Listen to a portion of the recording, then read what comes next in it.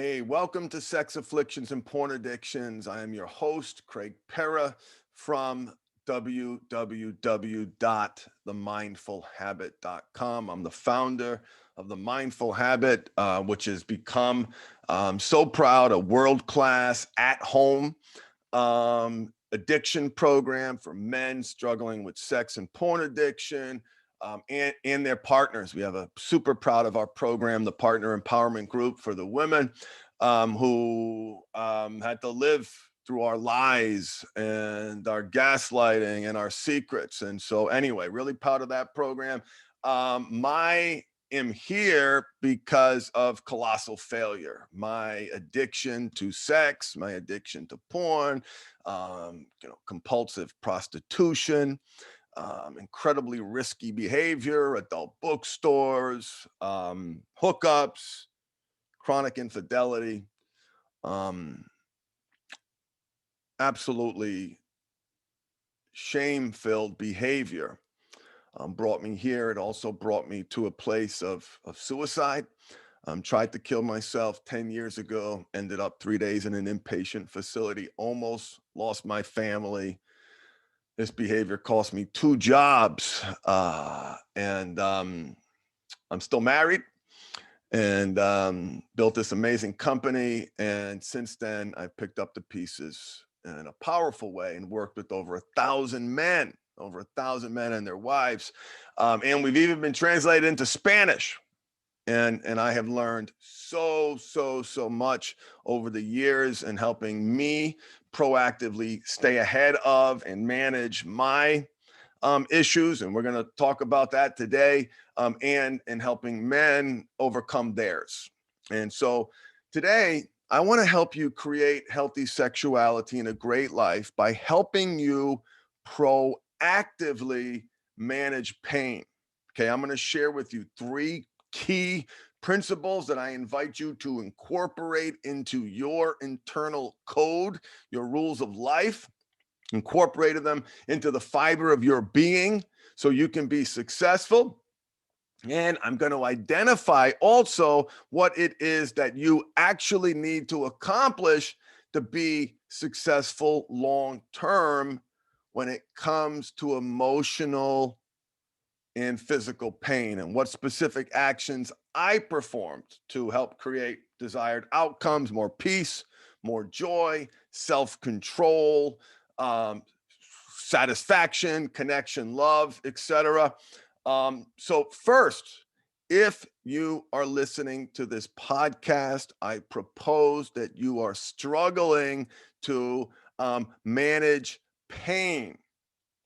You may be defining that pain as emotional, but regardless, that your compulsive behavior is meeting needs in your life and it is serving a purpose. It is doing something for you, and it has been doing something for you for a very long time. It always goes, these patterns go back to childhood. So you are struggling to manage emotional pain and physical pain. In my mind, I have no distinction. There is no distinction between the physical pain that I have to manage. And I've been in 7 car accidents, 6 concussion, fractured skull, low back surgery, jaw surgery, fibromyalgia-like pain called chronic inflammatory response syndrome. And most recently, I herniated a disc in my neck. I was in, almost dial 911 pain. I've lost feeling in my arm. I've lost feeling in strength in my fingers. And, this an aspect of my life has changed. And so as a result of this pain, it was terrifying. It was an acute, sharp pain. It was causing panic attacks, fear of what I don't have control of, not being able to access medical services as quickly as you'd expect them to, and because of COVID, not being able to get the appointments, just highly activated. I highly activated. I don't think that I've been this activated. What I mean by activated is um these pangs, these pulls of like anxiety, fear, scared.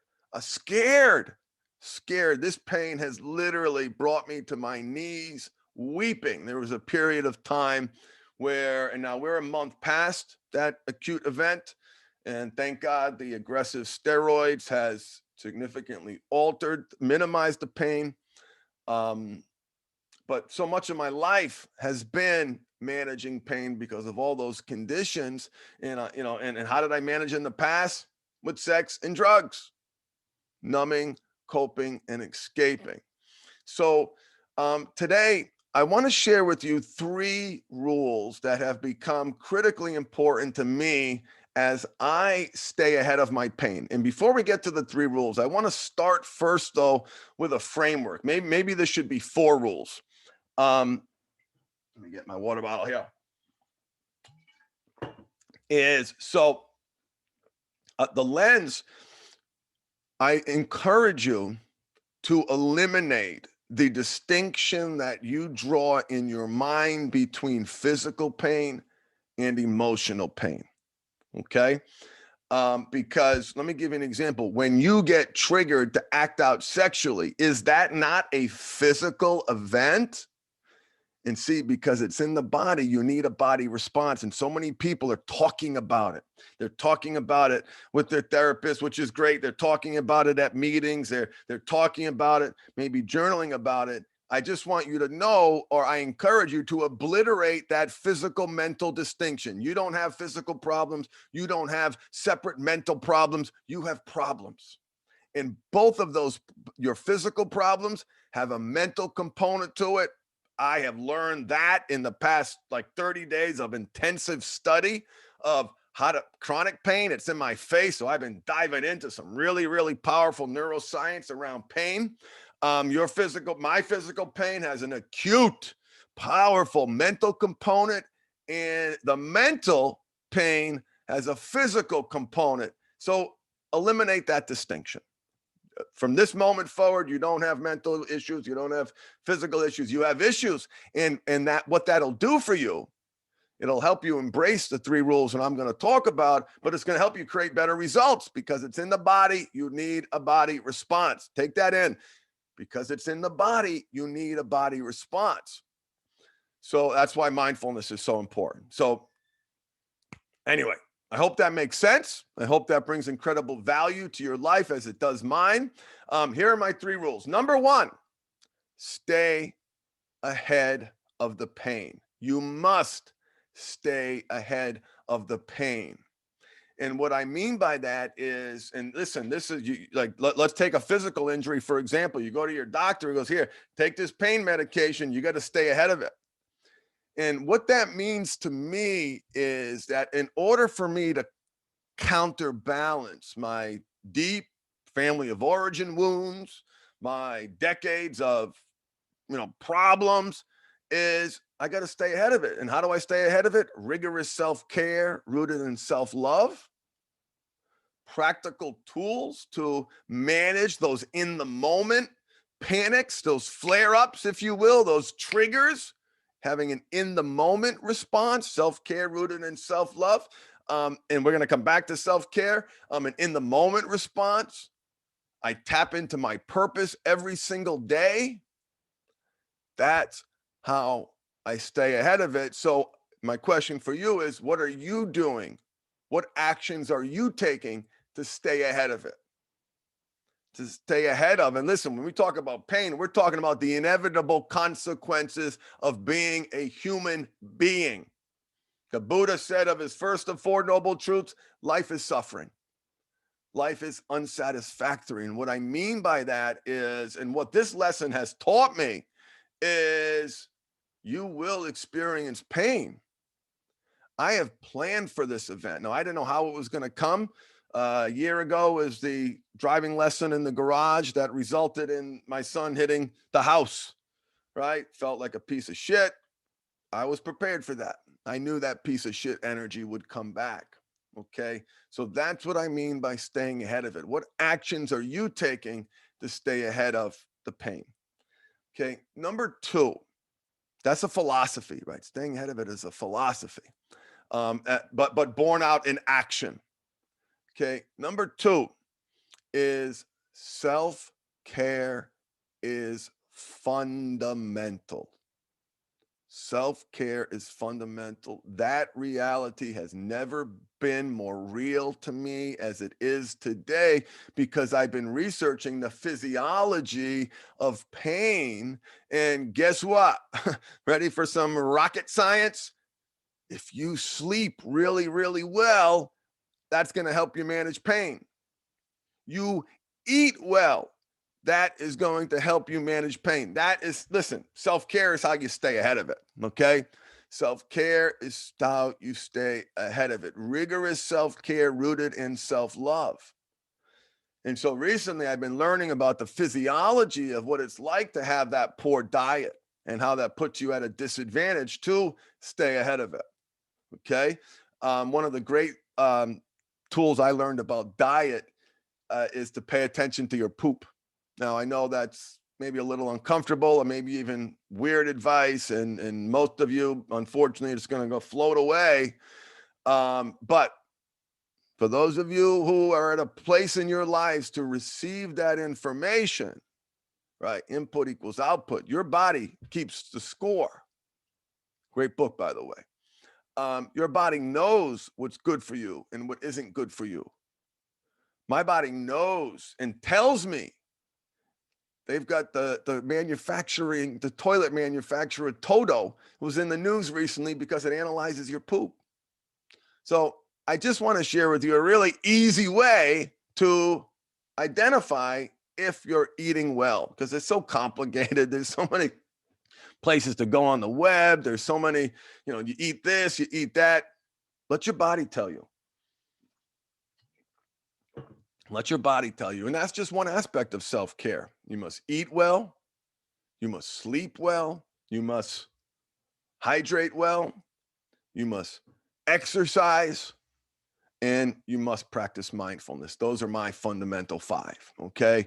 And assume, and again, bring this into the fiber of your being that I will not be successful without those five things.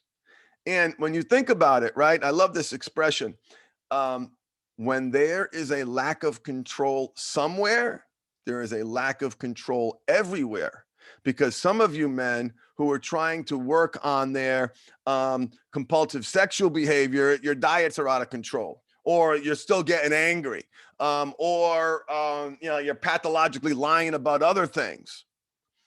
When there is lack of self-control somewhere, there is lack of self-control everywhere. Think about that. Think about that. So here's the other powerful lessons that I've learned about pain, and I'm exploring this as we speak. I'm figuring out what it means to me.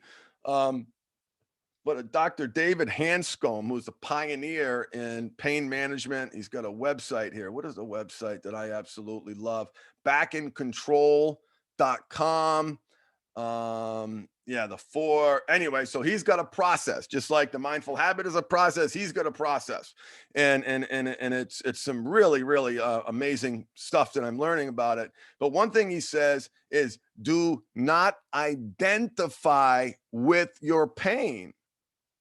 Don't talk about it all the time. And Eckhart Tolle, if anyone read his book, A New Earth, he's got a whole sections dedicated to identifying with the pain body. Identifying with the pain body. And let me tell you where that's relevant for some of you men.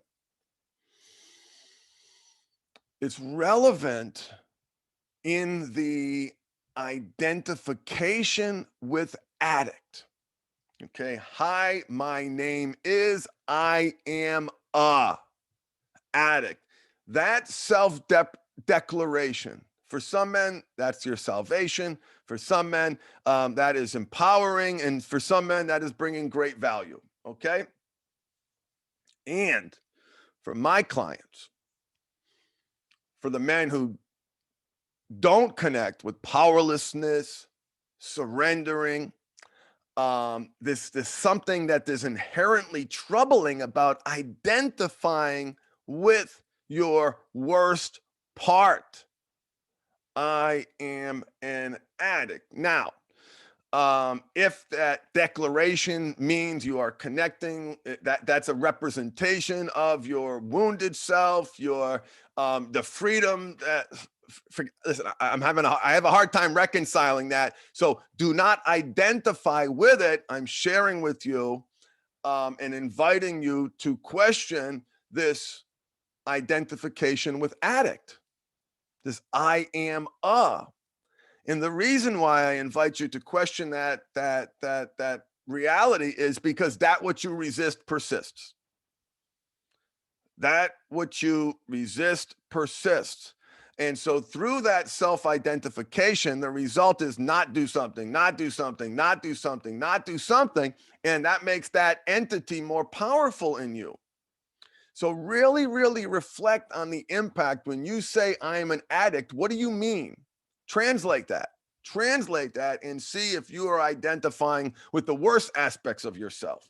If you are connecting with the weakest aspects of yourself or the parts of yourself that you want to change. And let me tell you, when you guys do the work, when you connect to that addict part and you unmask that addict part, behind the mask of addict is a deep and profound love for self. And that's why identifying with the pain body, that's why identifying with addict is so harmful for some men. I say some men because everybody connects with different things. And I want to make room for that. Okay.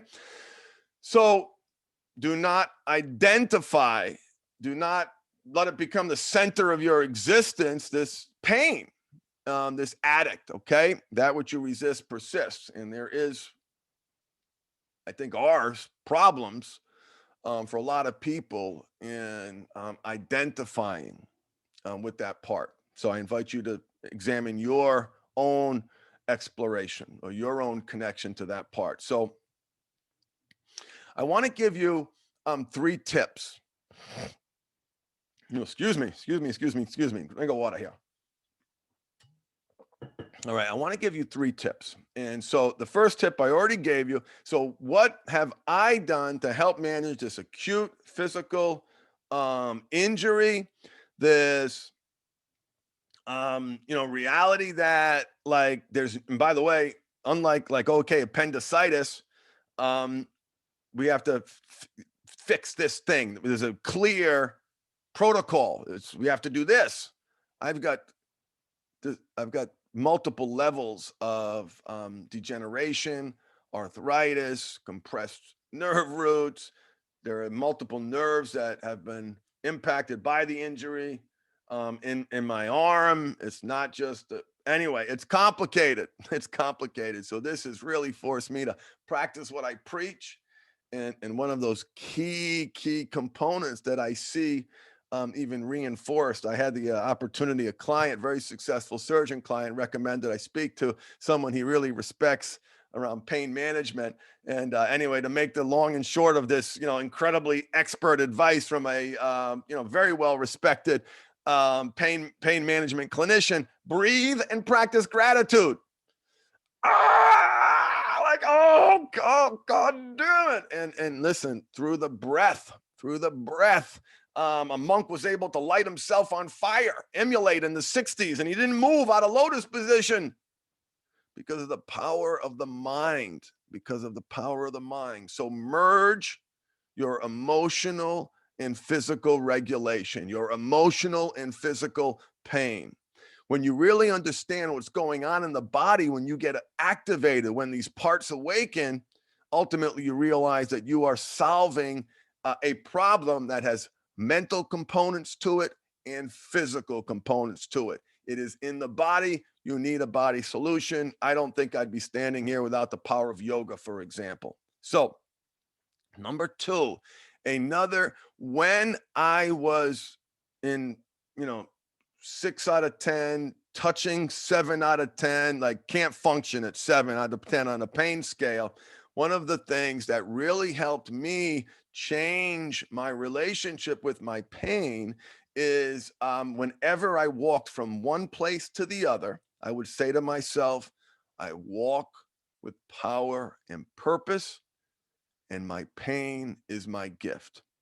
And I would say it again, I walk with power and purpose, and my pain is my gift.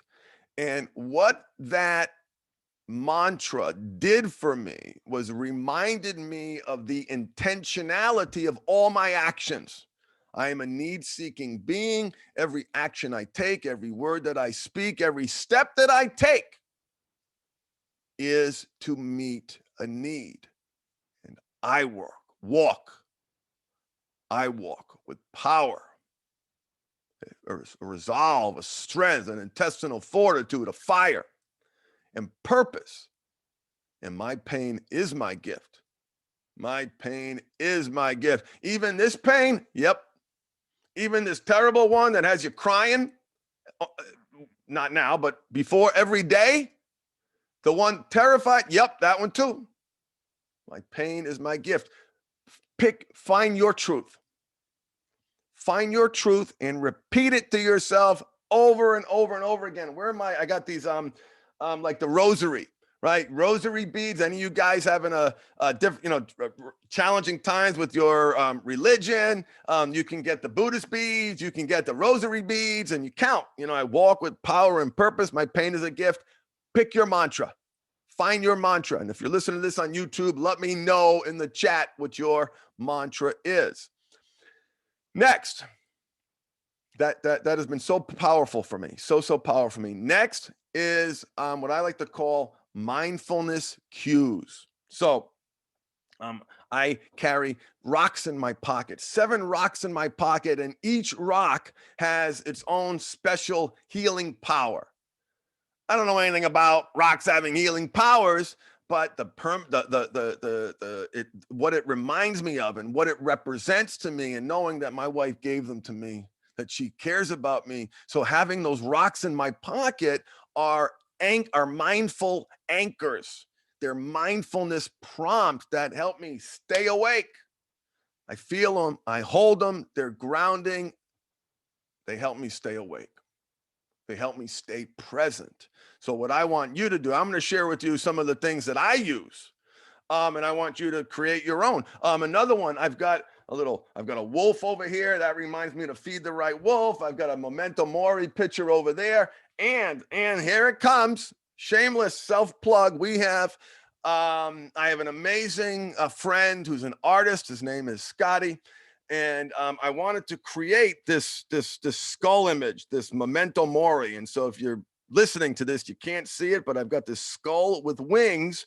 If you're curious to see this image, go to powerpurposegear.com. Michelle and I started a clothing line inspired by the work that Scotty did. And we give 10% of the proceeds to charity. The first check we cut was to Special Olympics. That'll probably be the next one that we do. Our son participates, and it's such an amazing organization that truly represents the dignity of the human spirit. An organization my uncle was involved in, and I was involved in as a kid. Anyway, that was our first check that we made. And so this hat, this sweatshirt, this clothing that I have, every time I look in the mirror, memento mori, remember death. I am going to die. Live like I'm dying. It's a reminder. It's a reminder. The clothes that I wear, here's my sweatshirt over here with the same logo. I'm going to put this on right now. And so having these mindfulness cues, whether it be my commandments up on my bathroom mirror, my purpose statement over here, hanging up over here, the wolf statue, the hat, and if you want your own hat or shirt, sweatshirt, powerpurposegear.com. And this concept of memento mori, I've talked about in other podcasts, a Latin Stoic phrase for remember death. Remember death. How do I want to live? How do I want to live? This ain't permanent. And so that really inspires me. Now, if that doesn't inspire you, you focus on the other side of that coin. You're alive. You're alive. So, those are 3 tips that I encourage you to modify, to embrace, to take with you to help you manage the inevitable challenges that you're having. I want to tell you that you're a hero for being here, for prioritizing your self-care, for my men in the program who've taken that other step. I am so blessed and humbled to be part of your growth and journey. For you men who haven't taken that step, please get a counselor. Find a program. Join my program. Do something because there are people in this world who can help you get from here to there quicker. And I hope that you've gotten value from my pain management journey. It continues. It is not over. It has just begun for me. But what I do know that I am going to come out of it stronger. I'm going to learn about myself. I'm going to be able to share that with you. I feel so blessed and privileged that I'm in a place where, I get to share what I've learned about myself. I hope you got value from this podcast. And our next episode, we're going to, you feel like this part of you is out of control, this part of you of doing things that you can't control. Next podcast, we're going to talk about assuming intentionality, assuming that you're not out of control, assuming that there is a part of you that intends to do whatever it is you're doing that this other part doesn't want to do. And I'm going to share with you the value in assuming intentionality, as ridiculous as that sounds. So stay tuned for my next podcast. Like, subscribe, whatever you got to do to get notifications. And if you are in a place where you are ready to get some structured help, you want the mindful habit system packaged and put in a nice box for you, that is my self-study program. Go to the website, themindfulhabit.com.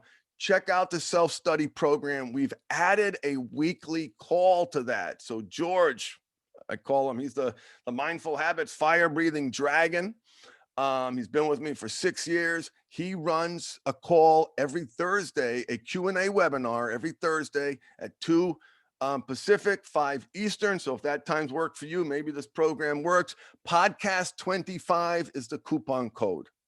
Enter in the coupon code podcast 25 and you get 25% off the fee for that program. And as everything that we do, you have 30 days unconditional money back guarantee to make sure that you're getting value. So you get to try it for no risk. So go to the website, themindfulhabit.com, check out the self-study program. And if it's a fit for you, enter in the coupon code podcast 25 and you get 25% off.